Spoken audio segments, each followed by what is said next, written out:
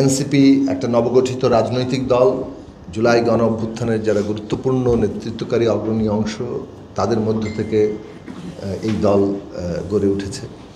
কাজেই এই দলের সাথে আলোচনার মধ্য দিয়ে আমরা যে একটা প্রাথমিক জায়গায় আমরা আজকে পৌঁছাতে চেয়েছি, সেটা মূলত হচ্ছে আমাদের মৌলিক যে কাঠামোগত সংস্কার প্রশ্নে আমরা কোন কোন জায়গাতে আমরা ঐক্যমত্য আছি, কোন কোন জায়গাতে আমাদের পার্থক্য তৈরি হচ্ছে।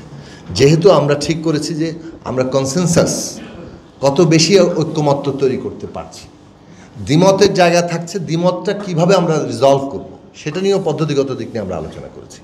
সো ঐক্যমত্য এবং দ্বিমত, এই জায়গাতে ঐক্যমত্য কিভাবে বাস্তবায়ন হবে, দ্বিমত কিভাবে ফয়সালা হবে, এইটার পদ্ধতিগত দিকটা আমরা আলোচনা করেছি, আমরা আরও আলোচনা করব।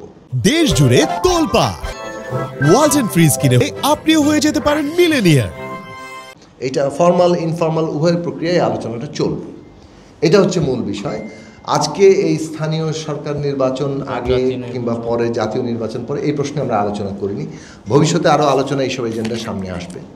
তবে আমরা এই প্রশ্নে একমত হয়েছি যে নির্বাচনের সময়সীমা যে ডিসেম্বর থেকে ইয়ের মধ্যে হয়েছে, সেখানে তো নির্বাচন হবে। তো নির্বাচনের আগে প্রায়োরিটি কতগুলো বিষয় তো আছে, যেমন বিচার মানে কী বলে যে সুস্পষ্ট হওয়া, মানে সিগনিফিকেন্টলি তাৎপর্যপূর্ণভাবে ভিজিবল হওয়া, সেই সব বিষয়গুলো জনগণ দেখতে চায়। সংস্কার প্রশ্নে এই ফয়সালাটা হওয়া, এবং ইতিমধ্যে তো ঐক্যমত্য কমিশন 15 জুলাইয়ের মধ্যে তারা একটা এই ঐক্যমত্য তৈরি, তাদের যে চেষ্টা সেইটার কাজটা করবেন।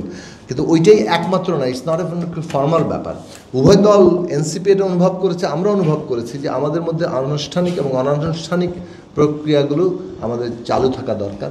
শেষ পর্যন্ত তো জনগণ আছেই, যেসব জায়গাতে আমাদের মিলবে না আমরা জনগণের কাছেই যাব এবং জনগণই ফয়সালা করবে